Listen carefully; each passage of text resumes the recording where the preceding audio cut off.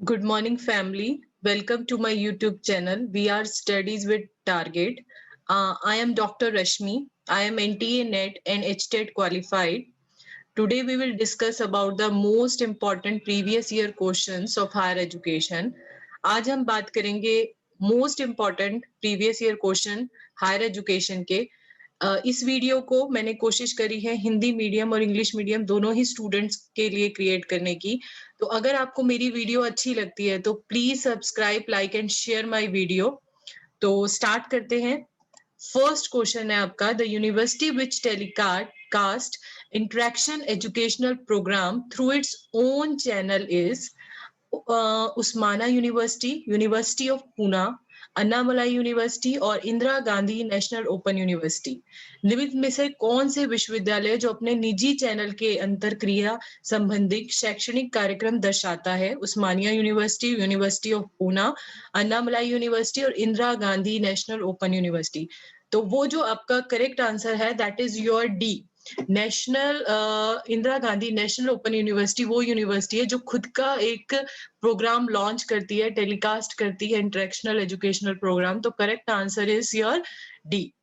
Okay, तो Indira Gandhi university को हम इग्नू भी कहते हैं. It is a central university. New Delhi में इसका हेडक्वार्टर है. ये न्यू दिल्ली में ये स्टेब्लिश है. इसका नाम जो पड़ा है वो formal prime minister Indira Gandhi उनके थ्रू के से इनका नाम पड़ा है. It was establish in 1985. ठीक है. इग्नू का मेन पर्पस क्या है? To provide the distance education, distance and open education and providing high quality higher education opportunity to all the segment of the society. तो ये इसका मेन पर्पस है इग्नू का. इट वाज एस्टेब्लिश इन 1985 और it's located in the New Delhi. तो it's important, कई बार इस पे क्वेश्चन पूछा जाता है तो आपको ये पॉइंट्स याद रखने हैं. नेक्स्ट हमारा क्वेश्चन है, the recommendation of national knowledge commission for the establishment of 1500 university is to create more teaching jobs, ensure increase in student enrollment in higher education, replace and substitute the privately managed higher education institute by public institute, and enable increased movement of student from rural area to urban area. 1500 विश्वविद्यालयों की स्थापना के लिए राष्ट्रीय ज्ञान आयोग की सिफारिश है. क्यों की गई है ये सिफारिश नेशनल नॉलेज कमीशन की? तो मेनली इसका मेन उद्देश्य जो था, मेन इसका जो पर्पस था वो था आपका इंश्योर करना कि जो हमारे छात्र हैं वो ज्यादा से ज्यादा इनरोल करवा सके इन हायर एजुकेशन, उच्च शिक्षा के अंदर. तो the correct answer is that is your B, ensure increase in student enrolment in higher education. Obviously बात है, जॉब क्रिएट करना नहीं है आपका, सब्स्टिट्यूट करना या रिप्लेस करना भी नहीं है. ठीक है, मूवमेंट करना भी नहीं है. तो करेक्ट आंसर क्या आपका? That is to increase in student enrolment in higher education. The correct answer is B. Next, national knowledge commission was an Indian think tank basically उनको कहते हैं जो अपनी एडवाइस प्रोवाइड करते हैं. इनका मेन ऑब्जेक्टिव, इसका main objective national knowledge commission का क्या था? To transforming India into the knowledge society. ठीक है, नॉलेज सोसाइटी में इंडिया को ट्रांसफॉर्म करना. इट वाज एस्टेब्लिश या कॉन्स्टिट्यूटेड इन 13 जून 2005, बट 2014 के अंदर इसको क्या कर दिया गया था? डिस्कनेक्ट कर दिया गया था या इसको आगे कंटिन्यू नहीं किया गया था बिकॉज ऑफ द इलेक्शन. ठीक है, तो इसका करेक्ट जो हमारा, कई बार इस पे क्वेश्चन पूछ लिया जाता है, it is a Indian think tank है या ये कब बनी थी, किसने इसको, कौन से प्राइम मिनिस्टर ने इनको लॉन्च किया था. तो ये सारे पॉइंट्स मेन है जो आपको याद रखने हैं. Next, the enrollment in higher education in India is contributed both by formal system of education and by system of distance education. तो distance education contribute, कितने % distance education contribute कर रहा है in enrollment of higher education? तो आपका correct answer है 25% of formal education, that is B. Okay, तो correct answer is B, औपचारिक प्रणाली का 25%. Next, these are some constitutional body जो आपको याद रखनी है. दीज आर द बॉडी जो हमारी इंडिया की कॉन्स्टिट्यूशन के अंदर डिफाइन कर रखी है. तो ये मैंने आपको कुछ पॉइंट्स बना दिए. जैसे इलेक्शन कमीशन है आपकी, that is a constitutional body, और ये हमारी मेंशन है आर्टिकल 324. कई बार इस पे क्वेश्चन पूछा गया है, इसीलिए मैंने आपके लिए जो मेन इंपॉर्टेंट है वो यहाँ डिफाइन कर दिए हैं. UPSC, that is union public service commission, ये आपका आर्टिकल 315 से 323, 315 से 323 तक आपका ये आर्टिकल आता है. नेक्स्ट, स्टेट पब्लिक कमीशन आता है 315 to 323. Finance commission article 280. National commission for SC schedule caste, that is article 338. National commission for ST, that is schedule tribe, इसका आता है आर्टिकल 338A. ठीक है. Controller and audit general of the India, that is article 148. Attorney general of India article 76. Advocate general of state article 165. And special officer for linguistic minority, that is article 350B. तो ये कुछ important questions हैं जो आपके पूछे गए हैं, जिसको मैंने यहाँ कोशिश करी है कि आपको मैं यहाँ पर डिफाइन कर सकूं. तो आपको ये आर्टिकल्स और इनकी जो कॉन्स्टिट्यूशनल बॉडीज हैं उनके नेम आपको याद होने चाहिए कि आपका कौन सा कॉन्स्टिट्यूशनल बॉडी किस आर्टिकल के अंदर आता है और कहाँ यूज हो रहा है आपका. तो इस पे कई बार क्वेश्चन पूछे गए हैं. नेक्स्ट, नॉन कॉन्स्टिट्यूशनल बॉडी में कौन सा आता है और उनके करंट चेयरपर्सन कौन कौन है. तो ये हमारे कुछ पॉइंट्स हैं जो आपको याद रखने हैं. जैसे आपका नीति आयोग के चेयरपर्सन जो है वो नरेंद्र मोदी, हमारे पीएम. नेशनल डेवलपमेंट काउंसिल के Narendra Modi. Next, national human right commission के कौन है आपका, HL Dattu.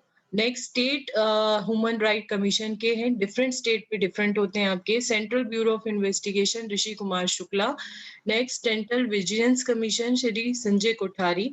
Lokpal and Lokayukta Pinaki Chandra Ghosh. State information commission different in different state. And central information commission Yadvendra Kumar Sinha. तो ये आपके कुछ पॉइंट्स हैं जो आपको याद रखने हैं, इनसे कई बार क्वेश्चन भी पूछा गया है. तो ये सारी की सारी जो मैंने आपको बॉडीज बताई है, that is your non constitutional body. इसके ऊपर आगे क्वेश्चन भी पूछे गए हैं जो मैंने अभी आगे प्रीवियस जो आप क्वेश्चंस करेंगे उसमें मैं आपको इनसे रिलेटेड क्वेश्चंस भी कराऊंगी.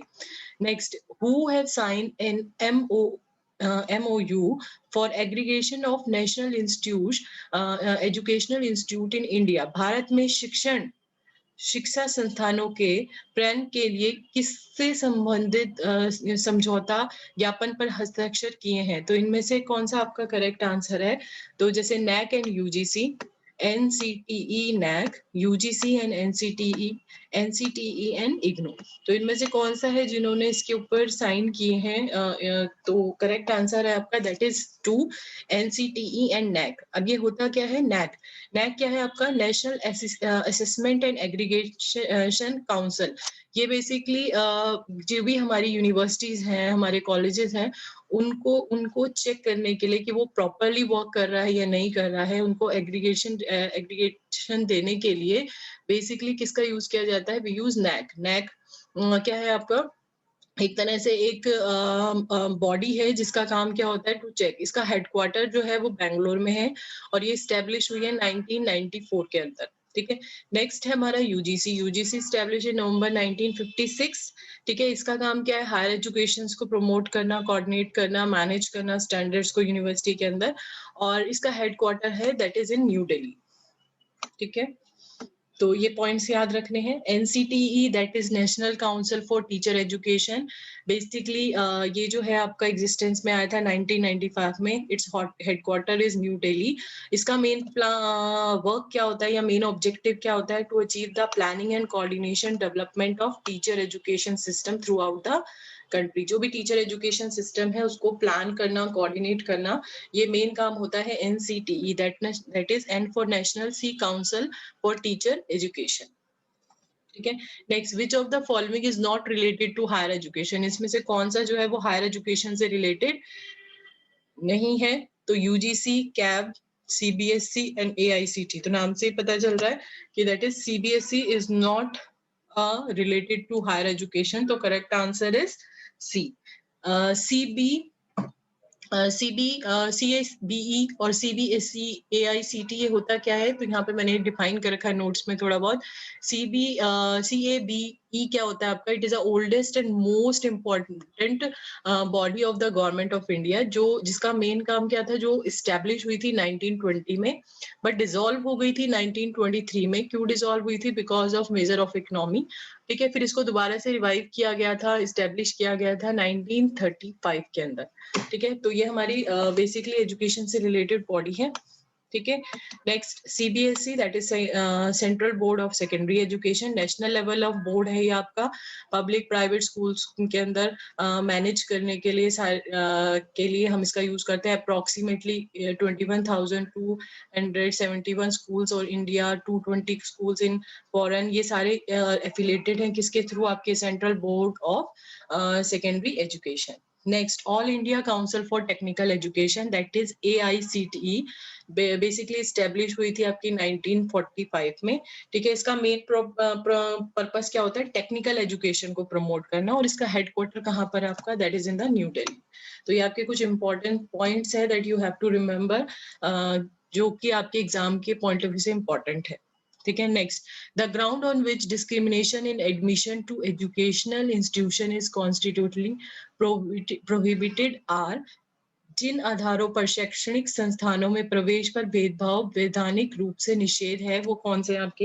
Religious, sex, place of birth and nationality. Obviously बात है, जो हम यहाँ पे बात करें भेदभाव नहीं होना चाहिए, तो ऑब्वियसली बात है हमारा कि रिलीजियस के बेसिस पे नहीं होना चाहिए, सेक्स के बेसिस पे, और प्लेसेस ऑफ बर्थ के बेसिस पे। नेशनलिटी इज अ पार्ट, हम जिसके बेसिस पे क्या करते हैं, डिफरेंशिएट करते हैं। तो जो करेक्ट आंसर होगा that is A, B and C, that is 2।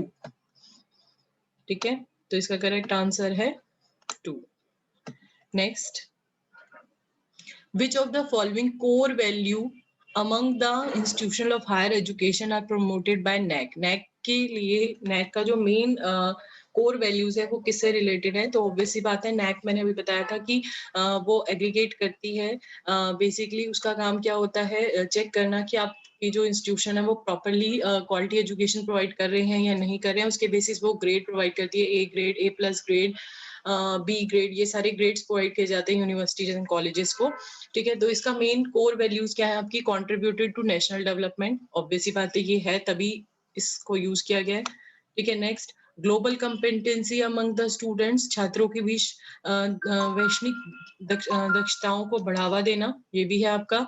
ठीक है, नेक्स्ट, छात्रों और शिक्षकों के बीच एक मूल्य प्रणाली बढ़ाना। ठीक है, वैल्यू सिस्टम बनाना, क्रिएट करना among students and teacher, and promoting the utilisation of the infrastructure को प्रमोट करना। तो इसका ऑब्वियसली बात है, कॉम्पिटेंसी भी बढ़ाना है, वैल्यू सिस्टम भी बनाना है, बट इंफ्रास्ट्रक्चर को यूज करना नहीं हो सकता आपका। जबकि हम जब NAC की बात करते हैं, तो NAC में ये पॉइंट होता है कि आप इंफ्रास्ट्रक्चर कितना अच्छा आप यूज कर रहे हो, बट उसको ऑप्टिमाइज करना या यूटिलाइज करना, उसकी हम बात नहीं कर रहे हैं ऑप्टिमम। तो करेक्ट आंसर क्या है इसका? A, B and C, that is 2। ठीक है, next, the best way for providing value education is through, इसमें से कौन सा वाला बेस्ट मेथड है to provide the value education? तो ऑब्वियसली बात है, डिस्कशन नहीं है आपका, लेक्चर सेमिनार नहीं है, मेंटरिंग और रिफ्लेक्टिंग सेशंस ऑन वैल्यूज। तो correct answer is that is your 4, मूल्यों की पर सलाह और चिंतनशील सत्र। तो करेक्ट आंसर इज 4। ठीक है, next, which of the following statement are correct in respect to the NITI Aayog? NITI Aayog के बारे में इनमें से कौन सी स्टेटमेंट्स आपकी करेक्ट है? तो it is a constitutional body. ठीक है, ये एक संवैधानिक निकाय है, ये एक वैधानिक निकाय है, that is it is a statutory body, it is neither constitutional और नॉट अ स्टैट्यूटरी बॉडी, और it is a think tank. तो करेक्ट आंसर क्या है आपका? That is 3, it is neither a constitutional body और not a saturated body, it is a think tank. तो correct answer क्या है आपका? That is C and D। ठीक है, तो इसके बारे में the national institute for transforming India, जिसको हम नीति आयोग कहते हैं, मैंने अभी बताया था नीति आयोग के जो हेड हैं या कह सकते हो चेयरपर्सन है, वो कौन होते हैं आपके? हमारे PM, that is Narendra Modi. ठीक है, it is formed in, basically it is establish in January 1, 2015। Basically ये थिंक टैंक है। थिंक टैंक वो होता है जो एडवाइस प्रोवाइड करता है। मैंने बताया था थिंक टैंक किसको कहते हैं, वो बॉडीज जो हमें हेल्प करती हैं to provide to give the advice regarding the social and economical issue, उसको हम क्या कहते हैं, थिंक गाइड। और इसका हेडक्वार्टर कहाँ पर है आपका, that is in the New Delhi. तो ये हमें ध्यान रखना है। Next, which of the following statement are correct about the deemed university. Deemed university के बारे में इनमें से कौन सी स्टेटमेंट्स आपकी करेक्ट है। First, the government of state is the chancellor of deemed university. ये करेक्ट नहीं है, क्योंकि जो हमारा जो भी चांसलर है वो हमारा कोई रेपुटेटेड पर्सन या जो कोई भी पब्लिक फिगर या कोई भी ऐसा पर्सन जो एजुकेशन से रिलेटेड होता है उसको हम सिलेक्ट कर सकते हैं एज अ चेयरपर्सन, या कह सकते हो चेयर पर्सन या chair chancellor of the deemed university. ठीक है। Next, they can design their own syllabus and course work. तो ये करेक्ट है आपका। They can frame their own guiding regarding the admission and fees. ये भी करेक्ट है। They can grant degree. ये भी करेक्ट है। तो ये वाला आपका रॉन्ग है, फॉल्स है। 3 वर करेक्ट। तो करेक्ट आंसर क्या होगा, B, C and D, that is second. ठीक है। Next, the purpose of value education is best serve by focusing on.